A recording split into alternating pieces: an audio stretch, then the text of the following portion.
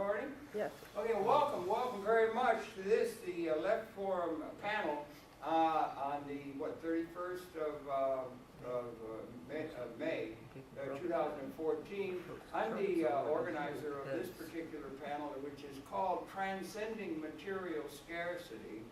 And I guess I'm going to do a kind of layout of the way I see things, and then it'll be seen differently by them and the different takes on it, and we'll all talk in our own turn, and then we'd be happy to take questions and that sort of thing. But welcome very much to this. My name is Harold Channer. I'm a former professor of geography and the producer of a series of cable television programs called Conversations, with, might say, I've got a subtitle, Intelligent Relevant Television Talk, which is something I've been engaged in for a long time. And I'm a great admirer of a number of systems thinkers. There's been about close to 3,000 hour-long programs we've done in a video format. And I'm a systems thinker. Geography is very inclusive. It gets a little limited when it gets to astrophysics, but I do think we have to try and extend our thinking, particularly as the intellectual understanding of the universe expands as we sleep. More and more we're coming to understand the universe and our role within the universe in a way that we simply haven't been able to do out of history. So we've called this Transcending Material Scarcity, and I've got a couple of graphics that I'll include in this, and we've got copies, we passed them out. But one of the things I'd like to lead off with is, I am not in any way, in the words that I use, talking about the existing reality as we look out on the world with the institutions that we've inherited out of history, including what makes up practically all of the news argumentations about how we can deal with the real world in a way that can be improved. I'm talking about the world in a universal sense, that we have transcended material scarcity at a level of capability, not the reality. The reality is totally inadequate to what's needed and also very, very dangerous. So I'd like to make that point right at the very beginning. Cervantes once said, there are two classes, and we're going to talk that way. They're the haves and the have-nots. My way of thinking is worth bringing that up and talking about it. What does it mean to be a have? What does it mean to be a have-not in materialistic terms? And taking that right out into understanding the evolution of the universe. The universe has certain principles that are, in the words of Buckminster Fuller, synergetic. That is, the synergistic resonancy that is a characteristic of systems as we evolve in universe beginning 13.8 billion years ago with the Big Bang and so forth, made to be re-examined with string theory and possibly parallel universes that exist, both of which could bring up the second law of dynamics that we've understood in terms of physics. But we have to begin some connection with that larger context in order to understand what we're talking about. And I think it's incumbent upon systems thinkers not to be put off specialization that is part of what has happened, it seems to me, in the intellectual community, including academia. They divided and conquered the intellectual process so that there's very little really systems thinking, comprehensive thinking that goes back through the evolution of the universe, including Homo sapien, which we now know, unlike the creation stories that have been solace to our reflective consciousness of asking the larger issues through time, but also through the scientific process of understanding things scientifically, and also the technological extension of our consciousness that is given us the ability uniquely in evolution, it would seem, to be able to extend our consciousness into the environment and make through tools and technology, and make the world different than in an Eden-like is the way most creatures encounter the environment around them. They're nested in nature, and presumably the Homo sapiens species in its early phases probably was nested in nature and was part of an evolutionary context, apparently we all call Homo erectus, about 200,000 years ago. We emerged as a species. The species was being carried according to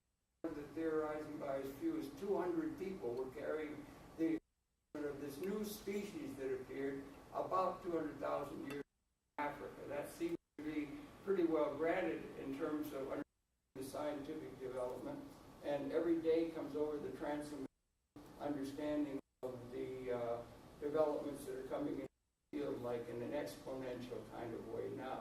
So when you talk about material scarcity, you're not talking about it in terms of existing reality. Those existing realities are, as James Joyce had Daedalus say, history is a nightmare. And we have been evolving 200,000 years. And my point is that we're coming to the end of that period of evolution of human affairs.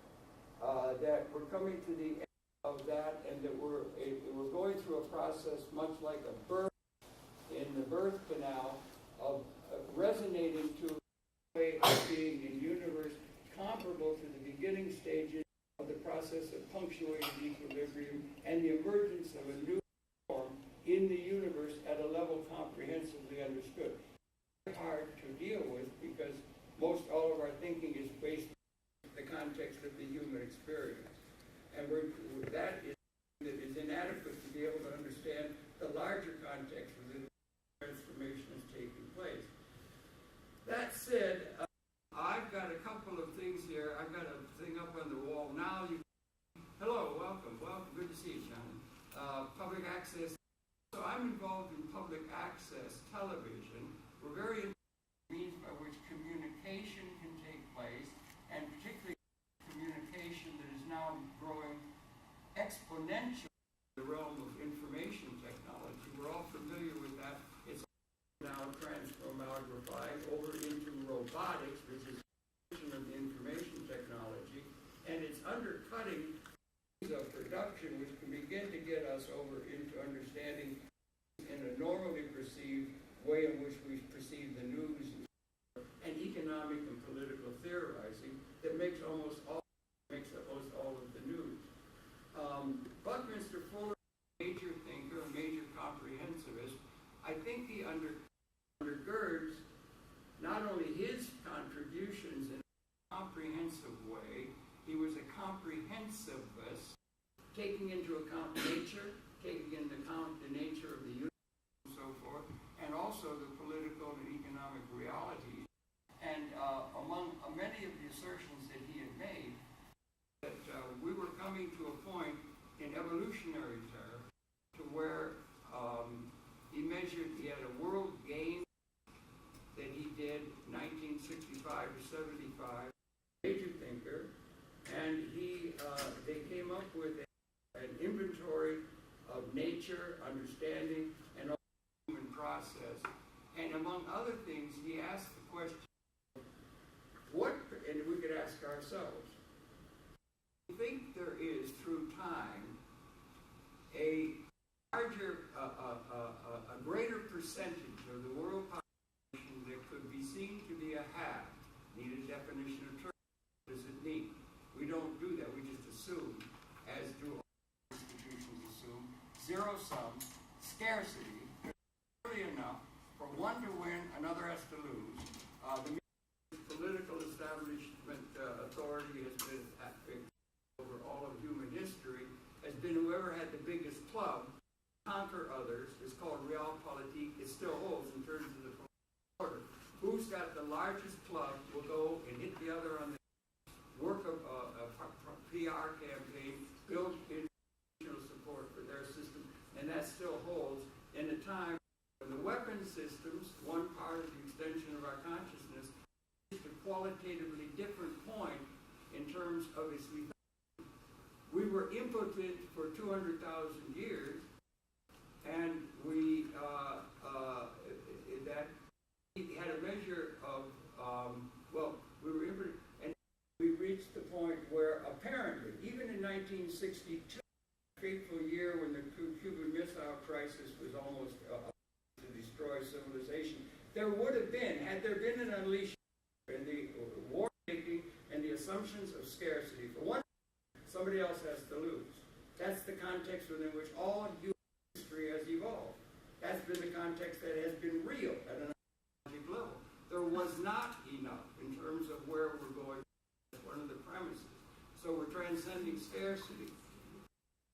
percentage where he saw that, and then Fuller saw on the other side of that, the percentage of the world population that can be realistically at the level of capability to be a hack has gone up from practically flat throughout 200,000 human history to where it went up to about 10% would be seen by appropriate criteria of how you measure it, to the First World War, the technology accompanying that, to about 20% by the time after the Second World War, where there was a great infusion of technological capability to support the war effort and so forth.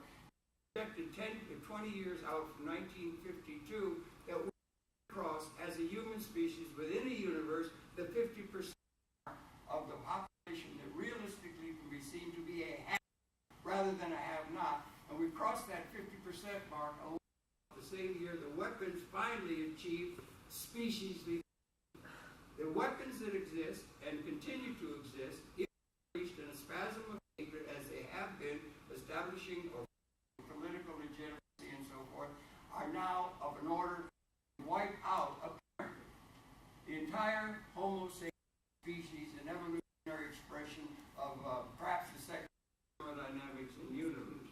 And so, and on the burst side, we were reaching the point where we crossed the 50% mark. Now that's something that's worth taking some attention to.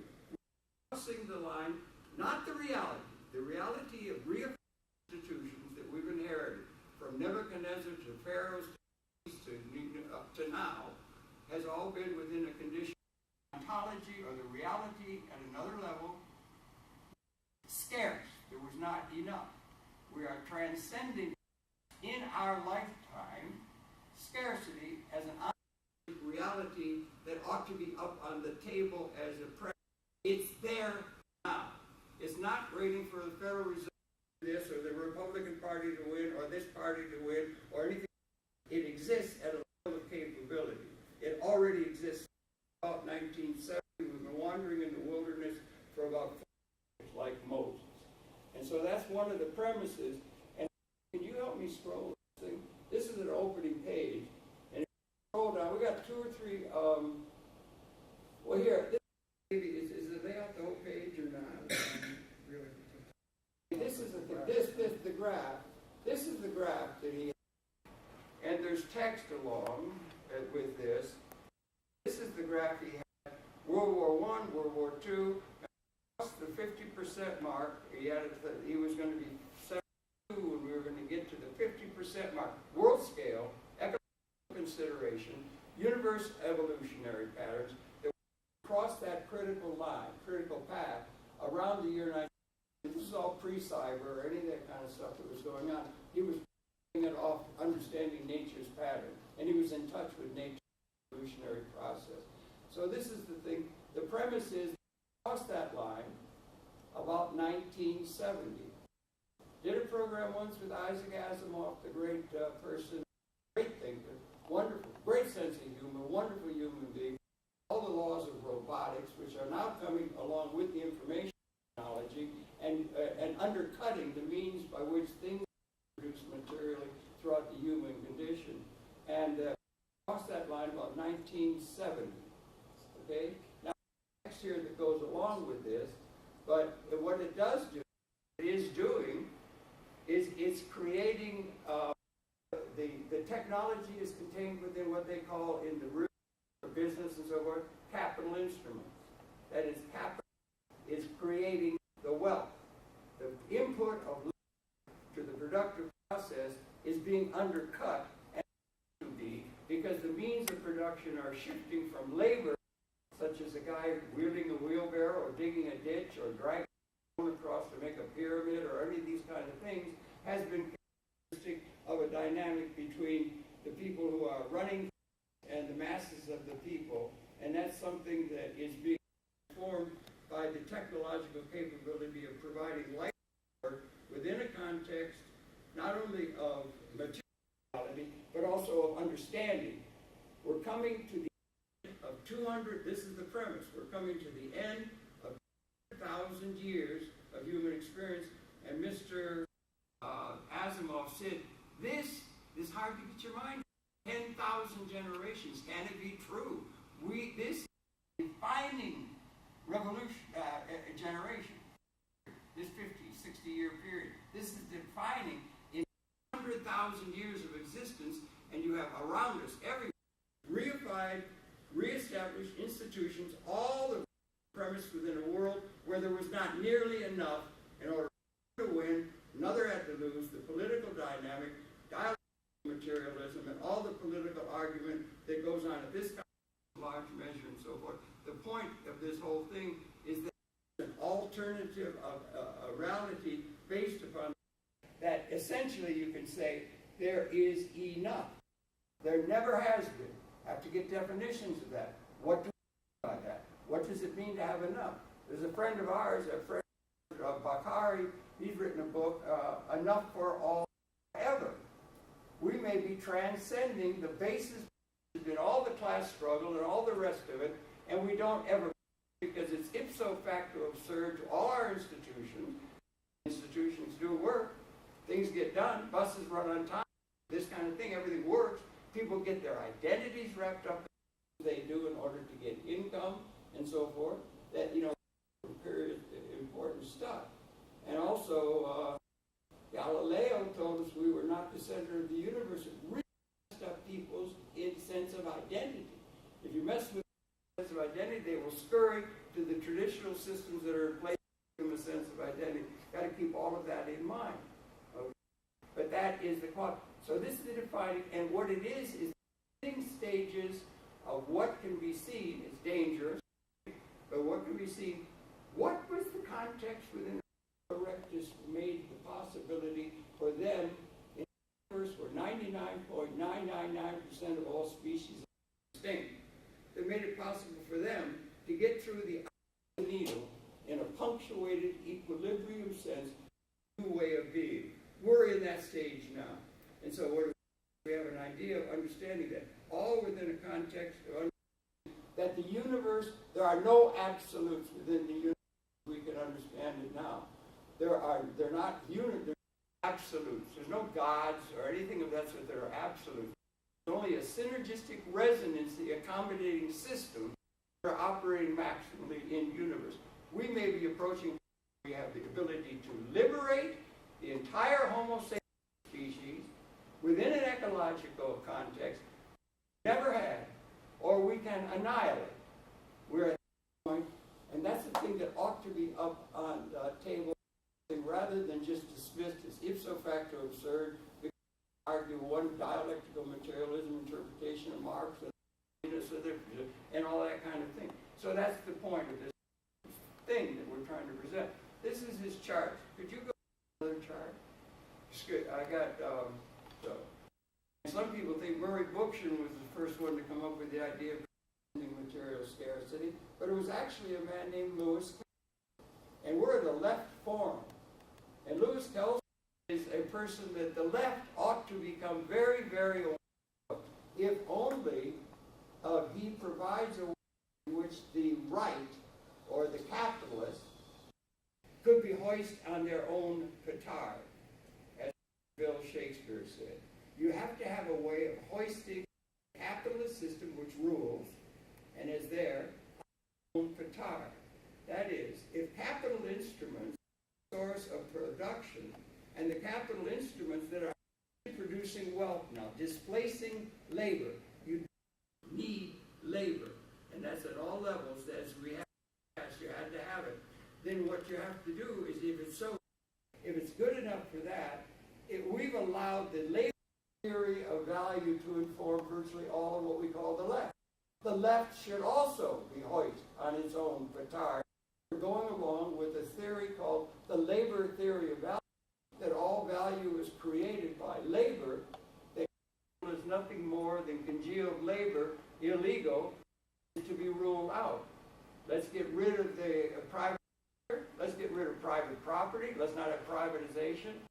I think they're stuck on that, and that's what's causing the fact we don't have a way in which we could build ownership. Only person in the left is Laura. Laura's talking about Laura Flanders, TV, she's one of Amy Goodman's proteges and that kind of stuff. Ownership is important. For somebody in the left, that's good, because ownership is thought of as not that important in terms of it. So Louis Kelso was the first one to recognize that what you have to do is form capital. That is, you have to make investment out of something other than past savings.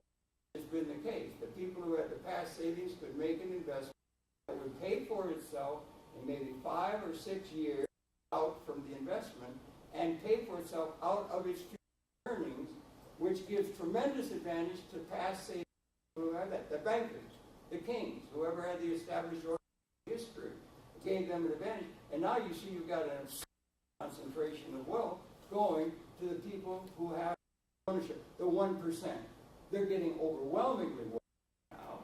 And what you should be doing is having a system where you're able to project ownership in a legitimate way for people to be connected to the capital interest getting the wealth, so that there will be a way, if nothing else, but to distribute buying power, buying power to the mass of the people. The problem is we don't have effective by the population to clear the market of what is closely able within an ecological context to provide life for the population with the decay. We have the capability to level the capability, and we have to have a system that can do that. Louis Kelso, so this is a chart where you say that labor workers has gone different. Okay, we're there already. We don't have to have something to get there. Okay, take it over. Well, thank you, Harold. No, you have no. Kelso, my background is I spent 5 years in the military and ended up in Strategic Air Command as my assignment in the belly of a B-47 in electronic countermeasures. And this was at a time where they had the ability to go and drop the atomic bomb in other countries. I left the military. This is at the end of my 5 years as a and went to law school. I want to approach this as a result of the study of both law and economics at a good university in Chicago. And then what I want to say from the beginning, I think the problem with law is the law doesn't teach you justice. And I'm more interested in justice. So I worked with Kelso for a number of years as the head of the Institute for the Study of Systems. And there's no question that those ideas of economics were in terms of linking people to what Buckminster was talking about.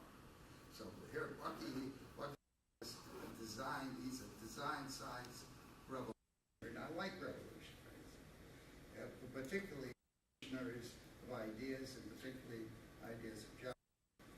And I can say that after I left law school, I went into government. I got involved in anti-poverty and civil rights. I was in Mississippi, spent time there in the civil rights movement, a friend of Meg and the young people from SNCC, a federal investigator there, very much.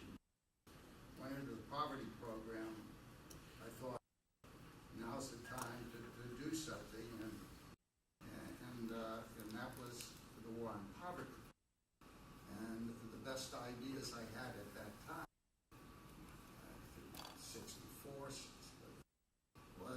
was redistributing through the state, just get income. I knew technology, but and I knew that people need money, but didn't have money, and so consequently, why not just redistribute through the tax system?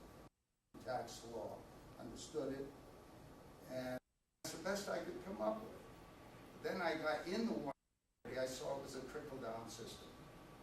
The money, generally, from the top, was going down to politicians, not to grassroots organizations.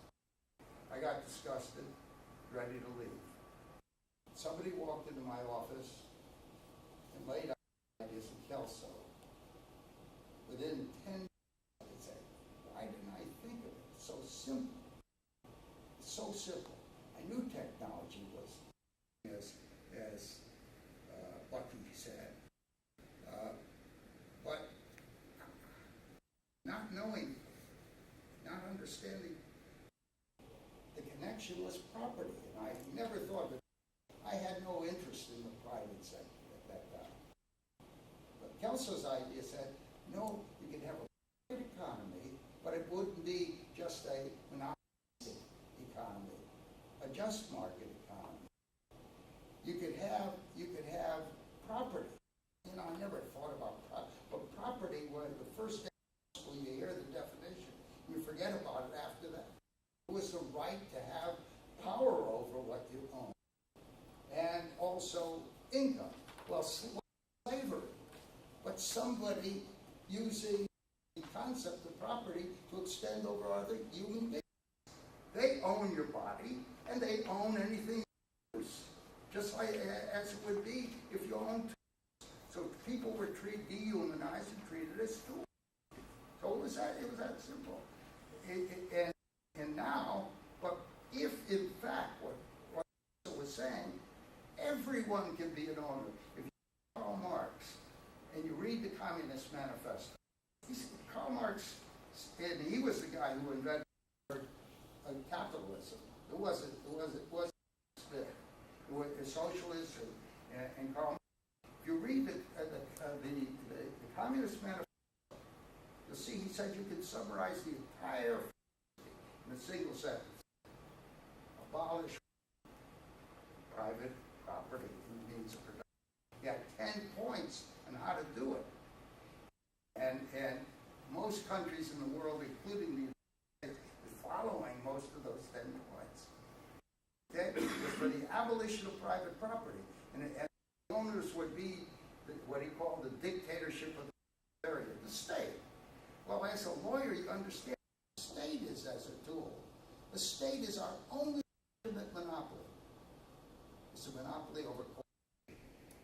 And if you let the state control everybody, you're going to have an oppressive culture. You're going to have a few people, and power corrupts, and absolute power corrupts absolutely, as Lord Acton said. Tends to group. Yeah. Oh, okay.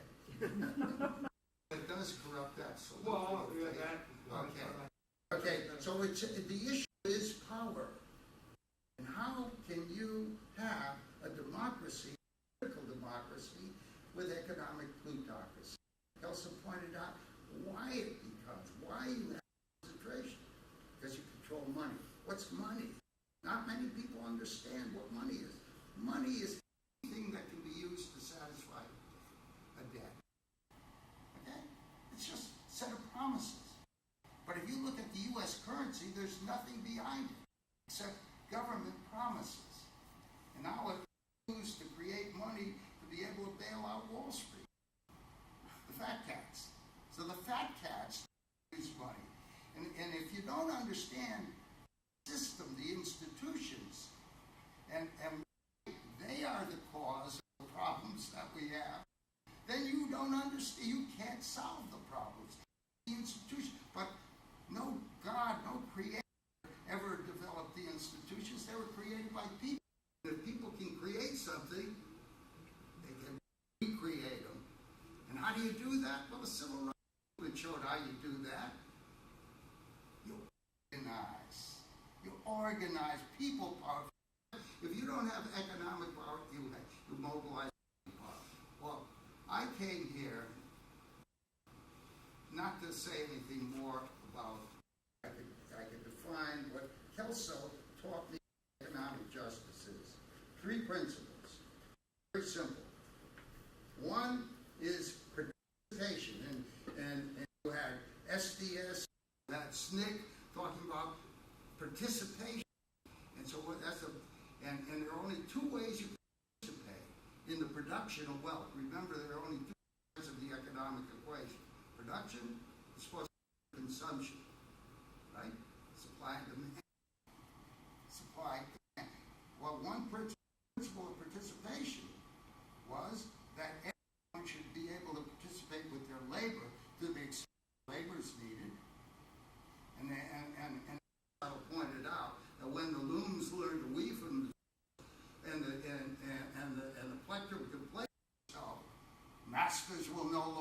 served as slaves. And what Harold was describing is a world where you could create the technology, liberate everyone. There are no slaves if everybody can be an owner. You could go into it. Do you stop work? No, of course not. We have to be creative. And what kind of work? Our leisure work, the work of civilization, the work you do without being paid. Education. The teachers those who teach shouldn't have to worry about their salary. If they own enough, they don't have to charge the cost of education. Artists can go in. You have enough to meet their needs.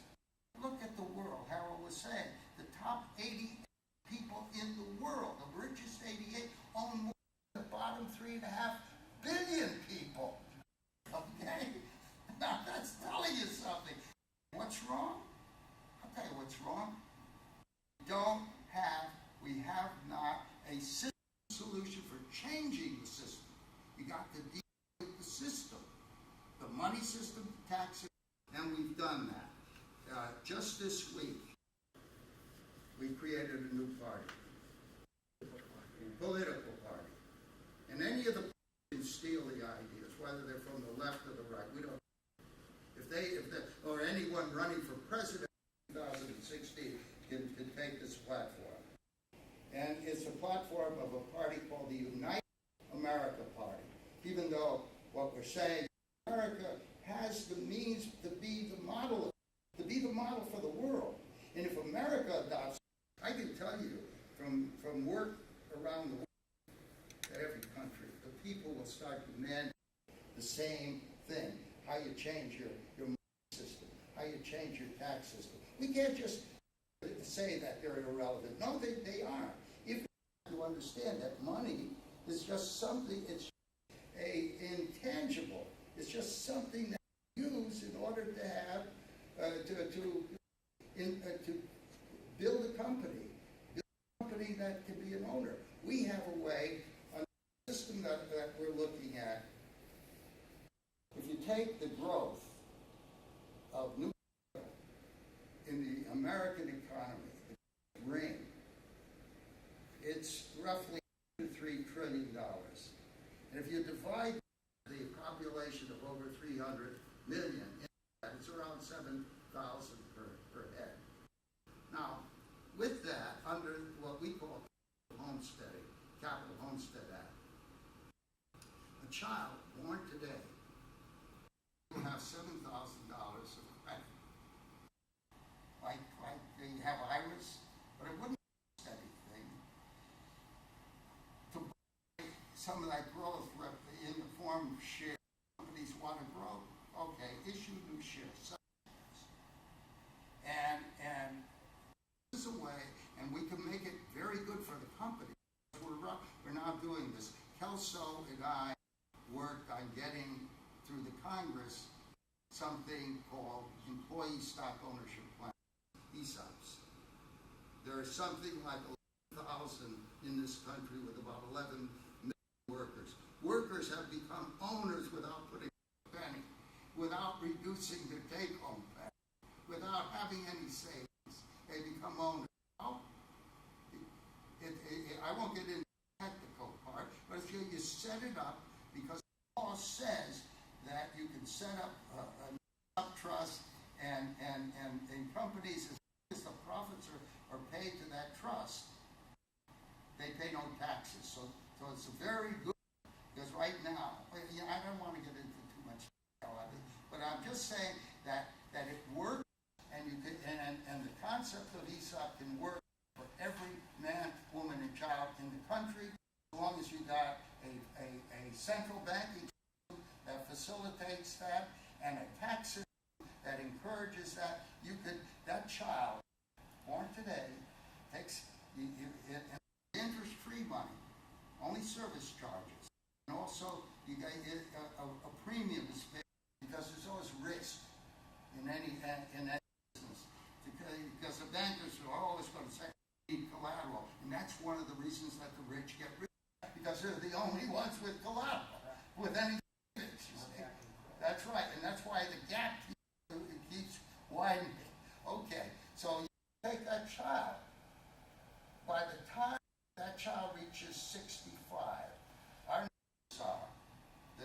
child would have close to $500,000 of assets after tax. They would be receiving close to $50,000, conservative, because that growth rate is not as big as it could be, so we have to be conservative. They would receive about $50,000 a year in ownership income after taxes. Compare that with what they get on Social Security. Okay? This is just that child. During their period, the life period, it'd be about $1.6 million after taxes and dividend incomes, all above what they can receive from jobs. The nice thing about this is that this economy can grow in a sustainable way, in an environmentally sound way, faster, because we got the technology to do it. The only thing holding it back, supply always needs customers, but this would build a customer power right into the people. You're talking about Bucky and Kelsey. Back in '68, I was working in Central Harlem with the Central Harlem Council of Neighborhood Boards. And there, we're trying to build a new city. This is after the riots. Okay? And I was working with Francis, a woman who was one of my great heroes. And we brought Kelso in. He was ready. As a matter of fact, he lectured there in Central Harlem. And then Fuller, I reached out to him.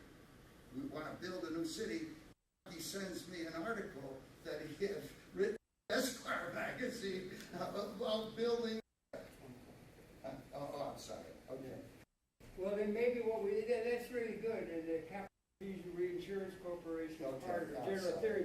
Okay. Next, let's go to Sydney, okay? Let's go to Sydney knows Dambrock, and he can speak well for himself. He's a major writer on technology understanding, and they're just getting up some graphics now.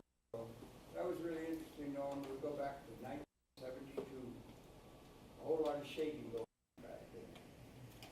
So he's trying to bring up graphics. That's Stop. Okay, a little background. I'll try to make this as quick as possible. I'm a disciplinary science synthesis and communicator. I essentially do two things in parallel. I look for deep structure connectivity between different areas, whether they're within or outside science. It's something related to what Wilson, a biologist up at Harvard, called consilience. So at the same time, I look at trends in science and scientific innovation and technological development, and then run future scenario generations to see how these things are going to interact. And between the two of them, I generate scenarios. These will be focused on posterity. The one thing I want to say immediately, just a couple quick comments. When Harold was talking about scarcity, we can't forget that a lot of scarcity now is artificially induced. The road to profit was long ago realized that you acquire what became corporations would acquire scarce resources, or acquire resources and then make them artificially scarce, and then take advantage of supply and demand and sell them back to the consumer, target demographic. And the problem we're in now, as we all know, is that capitalism is like the worm Ouroboros. It is swallowing its own tail, and it moves to consume resources in a given sector, and that's done. It just keeps on moving. And we're getting obviously environmentally to the point where there's almost nothing left. Now and I'm a singularitarian. I'm big about the future of science and technology in many ways. But the effect on social economics is profound, because it is the case that when you couple the changes we know are coming from climate change, notably water shortages, food shortages, desertification of arable land, rising sea levels up to 200 feet just from Greenland ice alone, melting 23 feet over the next 100 years from Greenland alone. So that leads to amazing repercussions. It leads to vast diasporas of human and other species looking for other places to go. So since other species are in this engagement with their environment, that's going to accelerate its decimation. At the same time, automation is going to lead to mass unemployment at a scale we've never seen. And that will have an effect on a large segment of the population who is still having to work for a living. Because as was mentioned, and as China said, wage slavery is the same as chattel slavery, right? And so that's the world we're living in now. So all of that said as a background, the one thing I want to really focus on is that when we're looking at post-scarcity, periodically it is post-scarcity, socioeconomics, nothing can be taken in isolation. You can't just look at economics. You can't just look at culture. You can't just look at technology or science. These are secondary artifacts of human behavior, all right, where people in a given area tend to agglomerate around a topic or around a discipline. So there are economists, there are scientists, there are technologists, there are anthropologists. But these are like the focusing on a single facet of a diamond.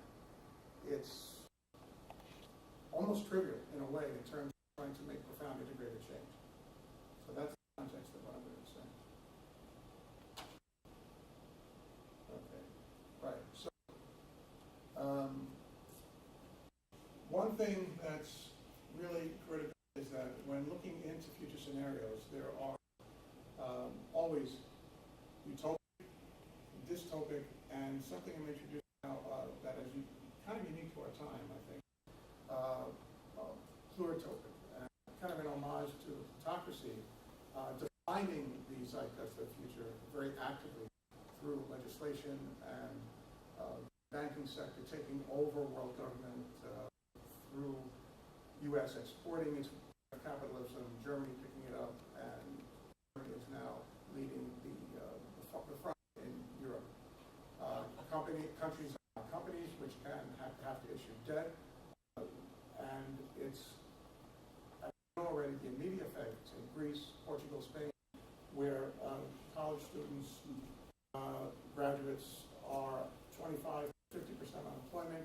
They are already going to other countries to find work.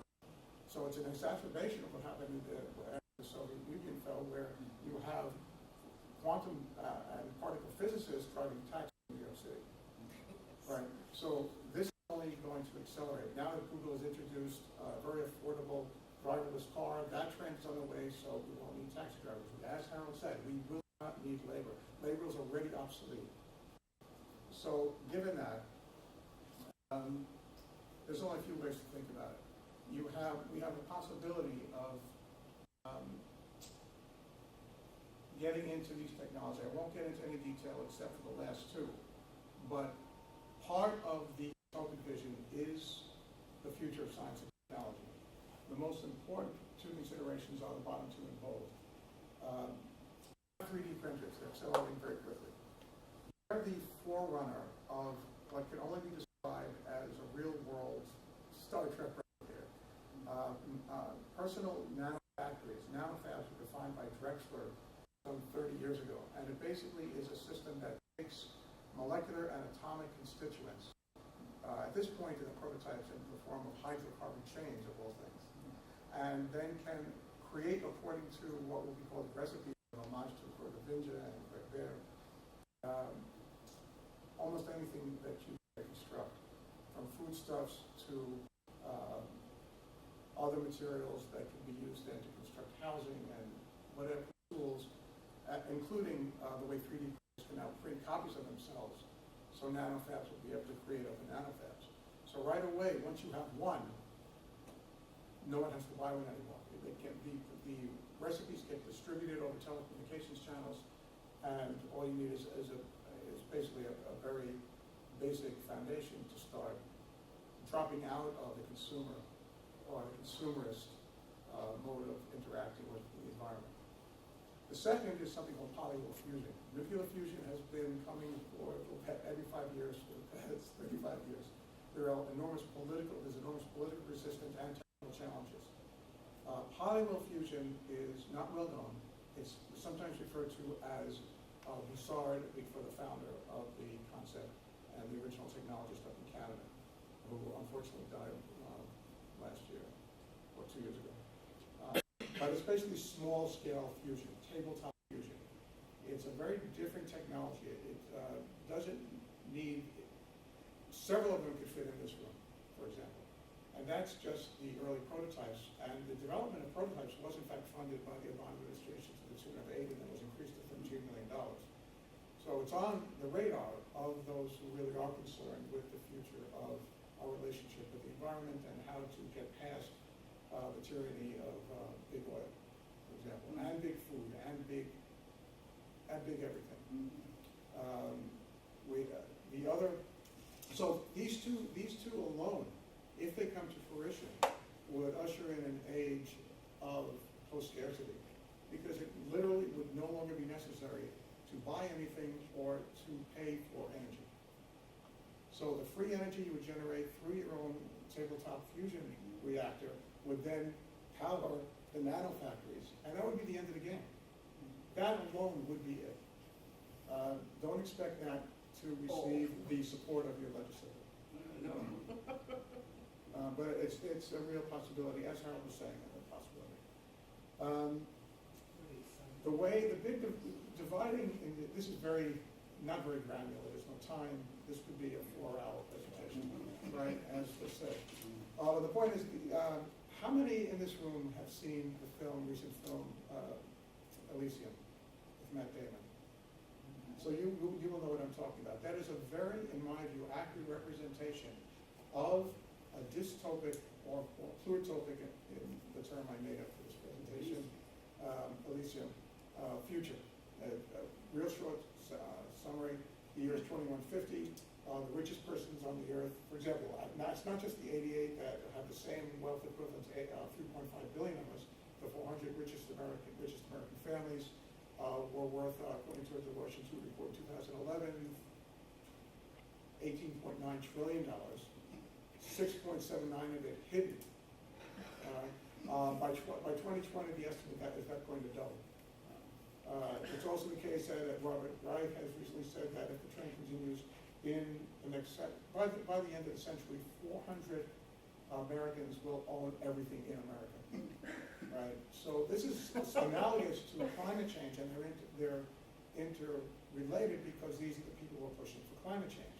There was a recent poll that was published for the less than 1% and their values as opposed to the rest of us, and they're diametrically opposed in every category, from labor, from shipping labor overseas, and they own the legislators, along with organizations like ALEC that write legislation by conferring with corporate lawyers. So the problem is that talking about the vote has to make a difference for it to be effective, and the vote is now controlled. Unfortunately, it sounds paranoid, but it's actually quite true. And the decisions by the Supreme Court to open up unlimited funds, now the GOP wants to start its own super PAC, and the end game is the elimination of all restraints so that each individual legislator can raise unlimited funds. We don't stand a chance against that, but to leapfrog to post-scarcity. So, as I see it. So, in terms of employment, I've already covered this. It looks very bad. This is not a necessary constraint, but it seems to be the case that given the resource distribution we have now, the planet can support roughly 2.5 to 3 billion people, so that none of them are in poverty.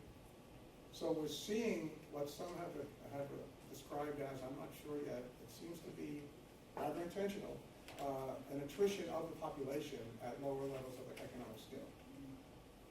And certainly the results of the impact of climate change and automation will result in that, because there will be less food to eat to begin with, and less money to buy it with if you're not in a privileged class.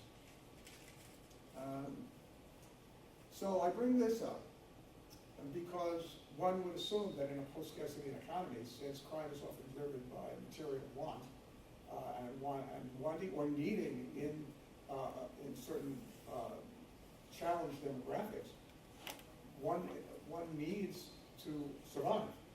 And it's blatantly in front of us that bankers at Goldman Sachs don't go to jail. Someone who steals a loaf of bread and a carton of milk for a starving family will. Right? So we are driven more by biology and our biological imperative than we care to acknowledge. And these are, I'm not going to go into these because these each require an explanation. I will just say is that the unending creativity of human beings will invent new ways to acquire what are the currently valued resources, even if monetary value is obsolete. So the question then becomes, what will replace monetary value? That's a really good question. There was a novel called Down and Out in the Magic Kingdom, which took place at what was Disneyland, where the author replaced, it's post-scarcity, we've achieved genetic recalibration so that we're effectively immortal, which is possible. I know, for example, that research is working on mitochondrial resetting of medical processes and all the rest of it. And the leading one was on my television show, Aubrey de Grey, has stated that there is a young child already alive who will live to the age of 1,000. So, that's it. So what then happens? Why is it necessary that these behaviors still carry on? We have to understand our evolutionary heritage. Before there was Homo erectus, before there was a division among the primates, so that we share most of our DNA with chimpanzees and to a modified degree with bonobos. They have our behavior. We can look at them and see our ancestry. In deception, for example, chimpanzees in a troop walking down a path, one of them will spot a fallen fruit off to the left, will give an exaggerated stare to the right until they're all looking, and then leap on the one on the right. Right, for example, they use leaves for toilet paper. They use medicinal plants when they're ill. They conduct raids on neighboring troops to get additional land and therefore food and resources. And they destroy the young of, and sometimes eat them, of that troop, even their own species. On the other hand, the bonobos the males pay for sex with sweet fruit. So we have all of these things inside of us, and the question is which part of our nature will emerge and overtake the other. And right now, it doesn't look very good. The chimpanzees, we're like chimpanzees in suits at this point. The chimpanzees are winning. So that is driving this need, even if and in this novel, reputation replaced money as the medium of value. And he gave a name to it, Woofy. Woofy is a unit of reputation. And there was a fledgling Woofy bank online that tried to get this going, but it was premature, it didn't really catch on. But even then, even if it's Bitcoin is essentially an algorithm, a mathematical form of currency that has no relation to any kind of fiat currency. And therefore, it is like any other investment, which is why it rose and rose and rose and crashed, and I will still keep doing the same. And the downside, because it's mathematical and subject to programming, you have websites where you can use Bitcoin to buy drugs, guns, anything. Now, some of them are shut down, but they'll just keep popping up. Why? Because of our biological imperative to extrude our sensory motor cortex into the environment in terms of technology, and then use that technology to better ourselves, or in-group, rather than everybody. And I'll cite two quick studies and then I have to stop. Well, maybe just one. It was, subjects were given, randomly distributed into two groups. This was a controlled experiment. One were given small red triangles. The other were given small circular blue discs. Within minutes of forming, they started feeling that their little token was better than the other, how they were superior to the other group, and it wasn't tongue-in-cheek. This is our natural predilection to form groups and feel that our group is better than the other group. When it's infused with religion and belief viscerally, think of something you believe, think of something you know as a fact, it feels the same. So without an increase in critical thinking in education and the ability to introspect and understand the difference between belief and knowledge, we are doomed to this in-group, out-group battle for the foreseeable future. So all of that said, this is my view of utopic society. Money is obsolete. Reputation and other inventiveness, equanimity, whatever can be valued on a species-wide basis, replacing money as the unit of value. There's a well thought out scenario in which there are different ways in which populations can disaggregate. So instead of having one large population in the United States, there's a good case, and we can see it happening now to some degree, that the combination of beliefs and demographic coalesce in what are now already existing sub-geographic areas. So you have the Southeast, where there is a lot of the South shall rise again, and certain beliefs and structures in how they legislate voter suppression. You have other ways of thinking that are somewhat homogenized in the West, the Southwest, the middle of the country, and the Northeast. So that's one way that polities can develop. But it's possible to see a future in which each individual is his or her own polity.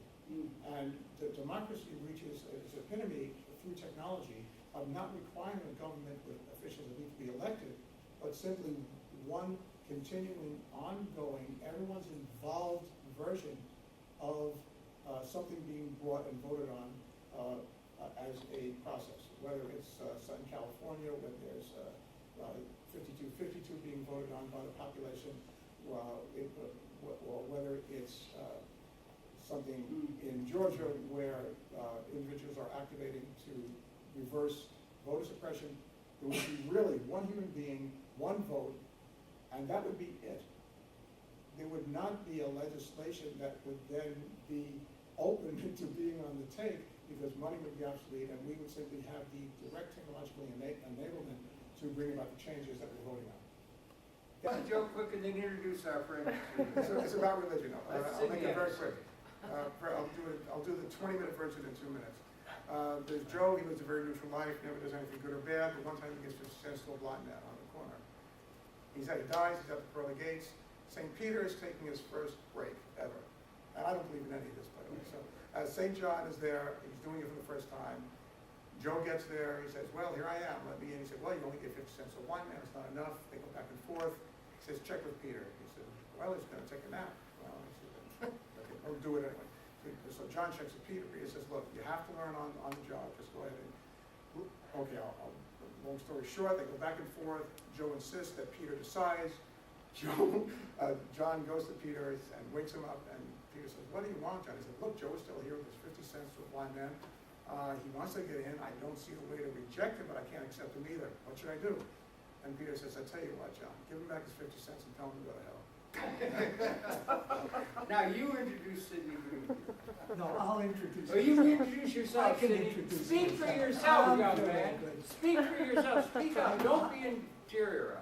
Thank you. No. Okay, I prepared a paper to constrain myself within the time limit, and rather than do that, let me try to summarize it Good. to give us a little time to discuss things. My name is Sid Greenfield. I'm an anthropologist.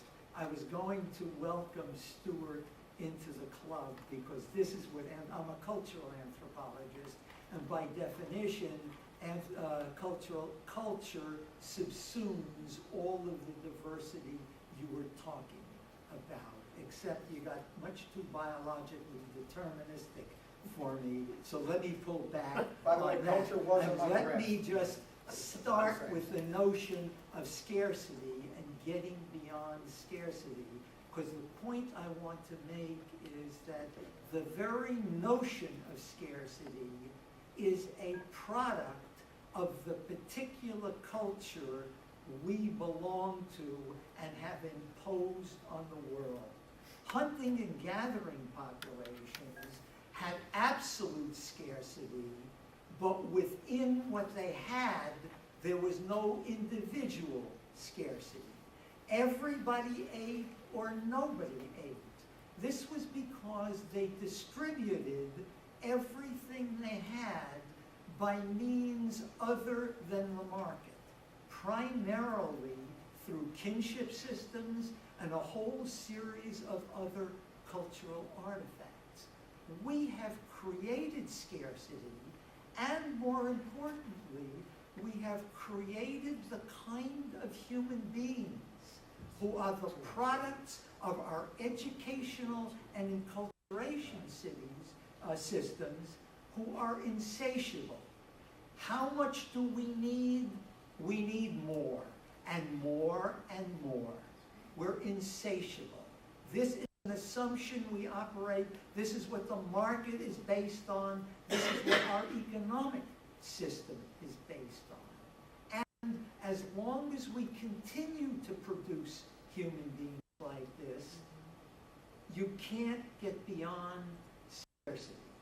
In effect, what this means is that what happens essentially when you look at it is that everyone, the more they have, the more they need, and as long as they need more, and the only way you can get it in the market is money, you have to have more and more money. And even in the Kelso sense, the Norman sense, as wonderful as it is, if you make people owners, they will never possibly have enough as long as we continue to produce people like that. What I'm saying to you is that other cultures and other systems where this market notion is essentially absent, the situation is not a problem. What has happened universally, and I mean the Anglo-American world, has brought the rest of the world kicking and screaming into our world through the market and have created all kinds of problems. One little story I have in the paper is a story of a people called Shuar. These are from Ecuador, the Amazonian forests in Ecuador, who are hunters and gatherers. And once they were brought into a market center and shown a great array of things available to us, which they never knew about before and consequently never needed, but realized that the only way you get it is to have enough money that they could never possibly get to buy it. The level of stress that was measured rose greatly. And if you think about this, think of things like stress and illness that are products of people not having the access to get enough in the market to satisfy their greater and greater desire, because the more you earn, the more you need constantly. Think of stress and its relationship to illness and all kinds of increases in illness that are the products of this system and are the products of the constant demands we make on our environment, changing what's in the air as a result of the way we get the resources for all of the companies that we're going to give people shares in so they have more money, which they never satisfy. Think of the consequences, and in fact, what I want you to think about is the relationship between our culture and what we are doing, and suggest to you the only way we can get beyond scarcity is essentially, we use the term often, thinking out of the box. But by the box, I mean the history of our culture and all of the great people who were part of it. And what I would suggest to you is that we start listening to those people that we have marginalized and pushed out, who never had concepts of scarcity before. All of the indigenous people around the world, people we have pushed off of their environments so we could privatize it and use the resources to make all of the wonderful technology that we are now producing, because this requires material things to do. So all I want you to do is to sit back and think of what we are doing. It is not humanity that is destroying the planet.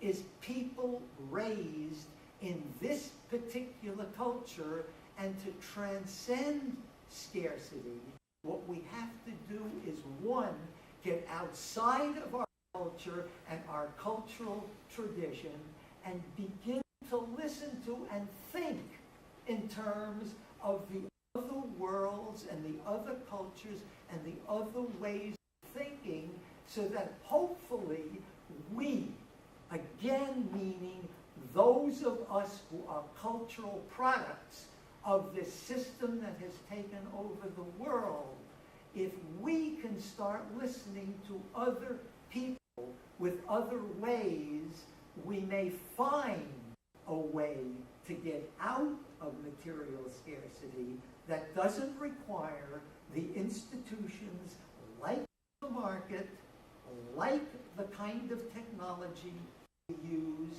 and begin to start thinking. Okay. Is that No. it?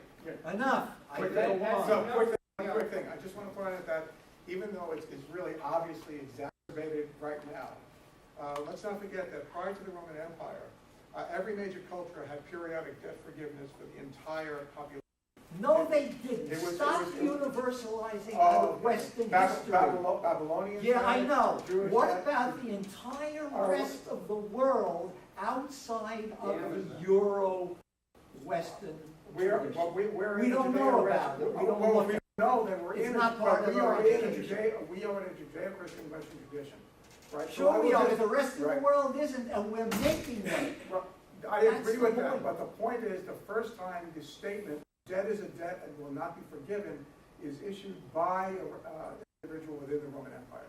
Before that, it was not the case, period. And you can check it all you want, because I certainly have. Also, I don't think history and the evolutionary path is such a beautiful thing necessarily.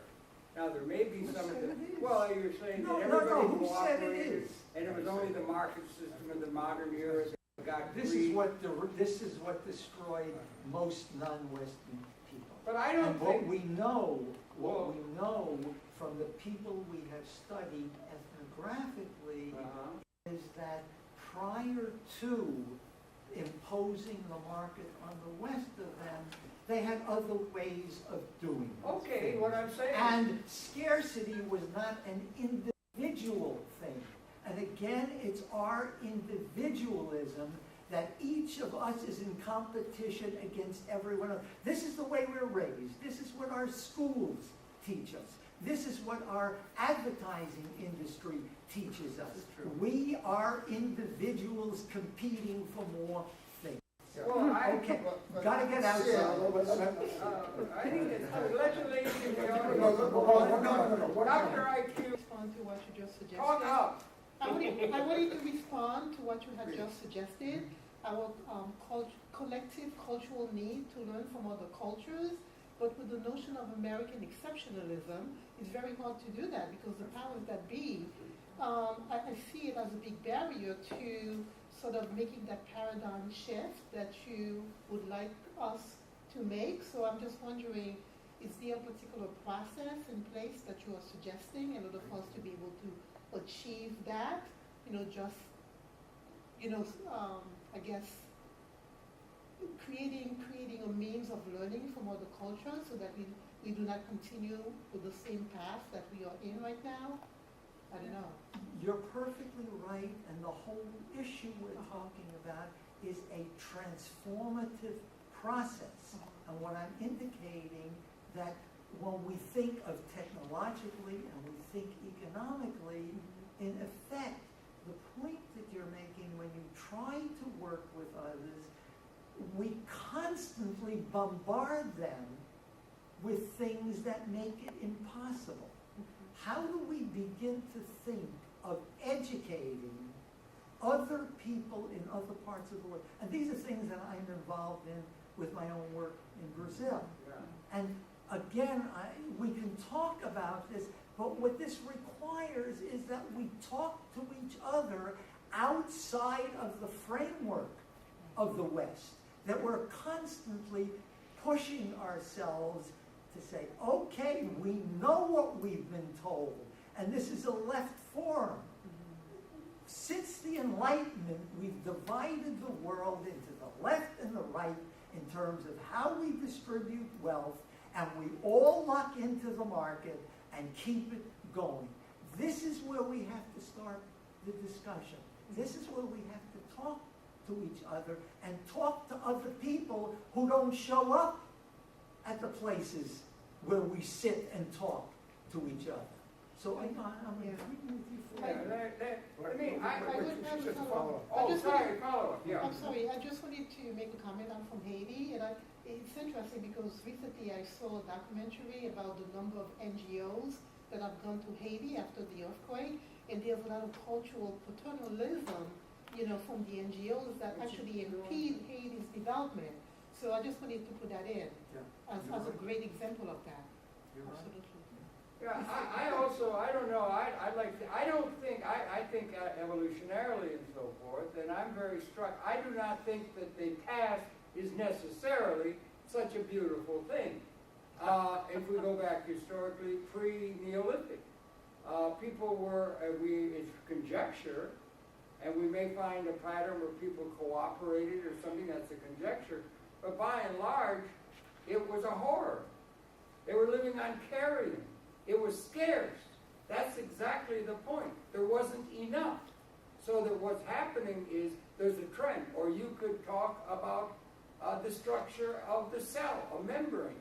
There is like I took that example, you got to include, history has to be brought in, and you don't necessarily get a right model from history because there is a movement up against anti-entropic movement in the universe in the evolutionary process itself, and the past patterns aren't necessarily beautiful and utopian. Sid, the fact that you and I can have a major difference is very important. So not everything in today's world is bad. You have the choice. You have the power to have a position different than mine. And that's good. Most of the And people I deal with, Norman, don't have that. I understand. And are you saying that it's desirable that people should not have dignity in a sense of dignity in themselves? Is that the world of the future? No. The point that I left out that was in the paper is the story of what happens to the people, non-Western people, who are pushed off their traditional lands because they're bought by or through governments and so on and so forth. Wait a second.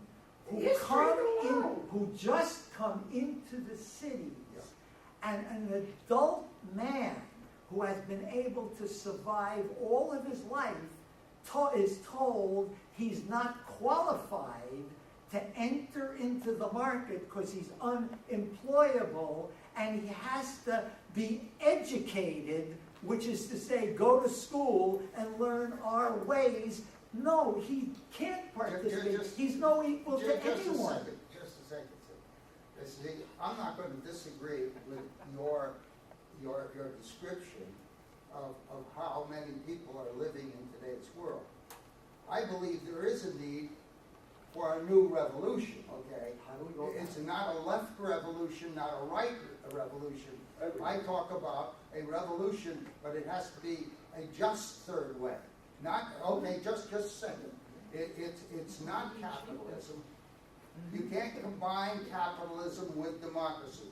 But the value of the person within any society in the future, as far as I'm concerned, if things are not based on the ability of the person to make choices, it seems to me what you're talking about is a future in which, no, it's going to be determined by the collective as to what they're going to be able to choose, or they won't fit into that society. One more piece, if I may.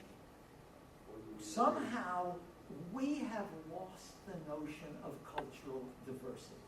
For most of this evolutionary history you're talking about, Harold, human beings have lived in relatively small populations with lots of them adapting in different ways and creating ways to view the things you're talking about differently. These were experiments in humanity and living, and we have obliterated this. What I'm suggesting is that maybe if we can get to the point of thinking of a just new world, it's going to be in terms of groups of people here and groups of people here trying and experimenting with new ways without the constant imposition of this market system by us when we're trying to help everybody else, but inadvertently doing it in our own terms. It's too narrow, and Yeah. we've only been here in a tiny little eye blink of existence of this universe. You're still We're talking part of about the groups, international, and I'm talking about cosmic it's some crazy person like a Galileo. He doesn't agree with the group that's there. Now, what kind of a world is it that you're talking about? The community is more important than the group, That's just a than the individual. I mean, You're totally the person. caricaturing what he's saying. You're bringing up it's a completely false dichotomy. He's talking about people live in a social world. If there's a Galileo who's going to discover something in the context of a collective, an enlightened collective will permit it. There's no But Or that's it's the just question. as possible as not possible. Yeah, justice starts with the And the person. point is, If you don't see that, Nor- then nor- It you're doesn't not start with making the any person. sense. People occur in a social world. Oh, of course there's a social Individuals world. don't create justice. Of course there's a social And world, justice but it is starts with the defined, person. Norman. If you obliterate the right of the person, the dignity of the person, it is not the kind of a social world that I can predict Who's or that I would Oh, be wait a willing to. second. Who's arguing What for I'm obliterating talking the about right It's a is collective different thought. social worlds and different populations creating their own definitions of what choice and justice means. We think of choice and justice in terms of our culture, our institutions, and what we're working with. There are a lot of different ways to see this that can be rewarding to human beings. And all I'm saying is, let's look at it and let's talk to other people across the Yeah, boundary. Stuart's I have to got it. point something out. Yeah, you want There is, I think, Harold has noticed it about kind of you're not looking at certain aspects of history. For example, you say cultural diversity. One of the greatest stresses that comes to highly densely populated cities is the fact that we evolved earlier, where we saw people like us, who thought like us, who had the same psychosocial infrastructure as us, and it was relatively homogeneous. Cities, once we started agglomerating and started forming fixed settlements, and then it was decided that it was easier to carry coffee beans from one village to the next, rather than taking away your pigs and bringing back the cows and having. So money then became barter, and a medium of barter. And the problem is that then those coffee beans money started having a value unto itself, independent of its previous role as a medium of exchange. So that is one thing. The second thing, when we talk about scarcity, and Harold alluded to it, is that it is simply not the case that, I will say we definitely artificially induced scarcity where none is necessarily present, but scarcity, the entire, what's originally referred to as, the way evolution occurs, that mutation in the genome of a species expresses into phenotype and to the body form in such a way that gives them a small advantage in some way over the rest of their species in that group. And they tend to survive a little bit better, and they pass those genomes on. So things have always been scarce. There's always been a battle for resources. It's the artificial institutionalization of that battle. We call it culture. But we cannot, But you let's you talk talked about, about you said I was cultural deterministic diversity. about biology and technology. Yeah. First of all, we have to be aware of our biological heritage, how we make emotional decisions we're not even aware of prior to making rational decisions, which seem to be in laboratory studies an afterthought. But I'm not finished. I am not finished. I didn't cut you off, so don't cut me off. And on top of that, it's also the case that I believe I described pretty well a situation using technology which would resolve a lot of the issues you're talking about by bypassing and making unnecessary the kind of institutions you're railing against. So I don't see how you got to a point of having an exception with my position since your assumptions reflect it. I'm just saying. Okay. Again, what you keep doing though, and what we keep doing, is giving laboratory experiments. Oh, so now you want to wait a finish? second, wait a second. No, Fine. no, no, no. Fine. Using the cultural products, the people who are the results of the very institutions that I'm No, talking that is a about. specious argument. You're Now, coming, what you've you're- got to do, Sorry, what you're you've coming, got no, to I can't do- let that stand. You've just formed a conclusion, a deductive conclusion, that can only be at best probabilistic, but you state it as a given. That is unacceptable. That's That is absolutely- irrational thinking, I'm sorry.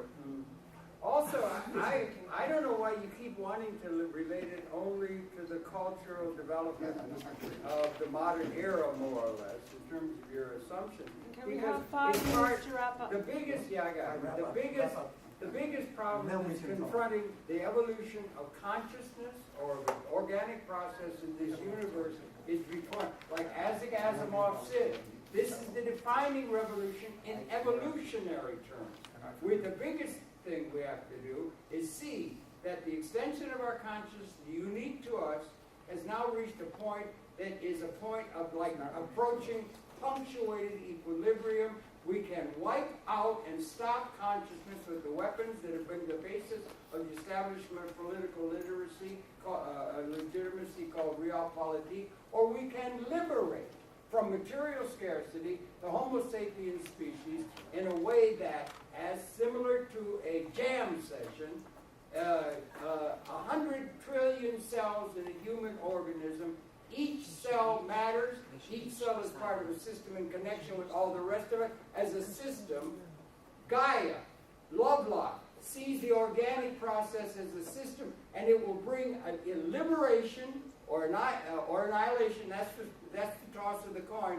If there is, and we find the way in which Homo erectus at the end of their term found a way to get through the eye of the needle, where 99.9% of all species that had ever existed gone extinct, to a new way of being in the universe, there will be a synergistic resonancy to universal mind, transcendent to what we've been throughout 200,000 years of human existence on this planet. That forms the issue and the importance of understanding there's enough, for the first time ever.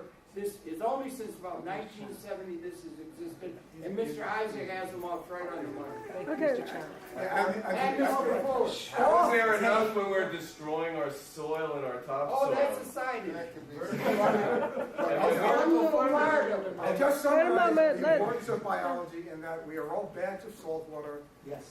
with trillions of bacteria. We are our own ecosystems, and to not consider that influence on everything we do as living creatures is perilous. This Is there panel any is called. way that we can Go have ahead, this? we got a couple minutes. Well, We still just got a really, couple is there minutes. any way that we can have this conversation with the plutocrats and the oligarchs? Of course, they're going to have to be Let included. us- That's right. That are ruling this globe.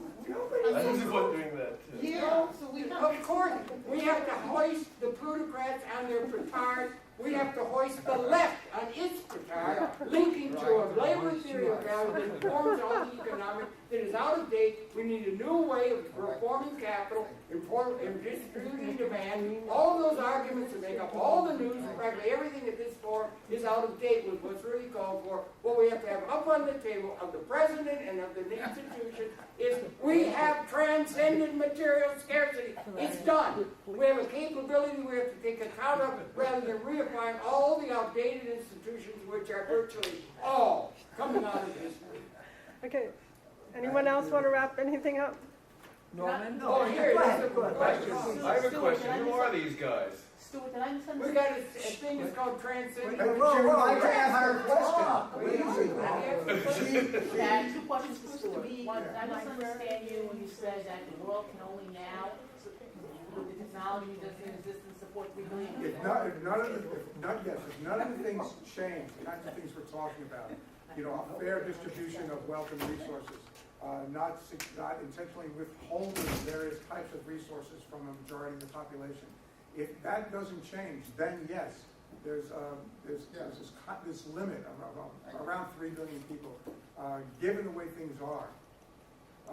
Now, there's enough wealth on this planet, it's said in many ways on this panel, such that no one has to be in poverty and suffer. That is true, but given the current constraints that we're operating under and railing against, there is a limit. Yeah. Okay, that's the answer. Probably To we're the not- left. And this is Wait, what she we're had another on. question. My other To question get is into this, detail She afterwards. had another question. My other question is, I don't understand the point you're trying to make with the chimpanzee story. You say that humans are inherently selfish and unsharing, and it's not culture that makes us that way, and that this is what the current We have scientific understanding of humanity is? We have certain genetic behavioral characteristics, emotionally driven behavioral characteristics that we're never actually explicitly aware of because they occur in the limbic system, which is the lower part of the brain, and we're aware of only what's happening in the neocortex, and specifically the linguistic centers and the prefrontal cortex, where we form plans, envision a future, and the rest of it. So, even though, again, the laboratory was railed against, I will tell you that a well-defined study found that when monitoring the limbic system and neocortex in real time with fMRI, I think a lot of us, it's a way of determining what parts of the brain are most active by how much oxygen those parts are consuming. And it lights up literally on the display. There was a choice experiment. The subjects had a choice between, again, just geometric shapes. The scientists very quickly learned that from monitoring the activity in the limbic system, they could predict with astonishing correlation, accuracy, which decision the subject was going to make afterwards. And then, so it became apparent that the whole notion, and this was developed for the study, and I personally involved with this as well, that the thoughts we have, the reasons we give for our behavior, are stories we tell ourselves and others. A lot of the decisions we make occur in the limbic system that motivate our Thank you. behavior. You said that. That's the point. You said we never of think that. about it. That's the point. But are you So saying you're- that system are inherently selfish? That that's I'm what saying there are part of us that is inherently That's selfish, it. like every other making biological Like organism. evolution by itself. Every other biological organism, in order to make sure its species survives, has to do the best it can for itself to survive. Now that can get transmogrified into something called selfishness, which is often unnecessary and completely uncalled for in an enlightened culture. But do we have one yet? No, we have to don't. get it. We also have the other side. The other side of the equation, where we may not have mirror neurons, but we may have something like them that are in other primates, where you can have these, again, well-defined studies where children, very young toddlers, who did not even have language yet, just barely walking, saw the adult scientist would make believe he was having, or she was having some trouble finding something where he forgot where he put it. The child would walk up and take him by the hand and show him. Uneducated. So this is the whole thing that gave rise to religion saying we are both, evil and divine, because we have these dual natures, and it's up to us to integrate them through our own process of introspective and self-learning. There's a tyranny of time. Right. Okay. Does that address it? Yes, thank you. Okay, there's a tyranny of time in television. It's called the end of. We've run out of time for this particular session and taping. Thank you very much for attending. And it's been a pleasure presenting this panel at the Left Forum 2014 Transcending Excuse me, this is not over when the camera goes off. Oh, yes, We it can is in talk- television. I don't care It about is not that. on We TV, are it not doesn't exist. on television.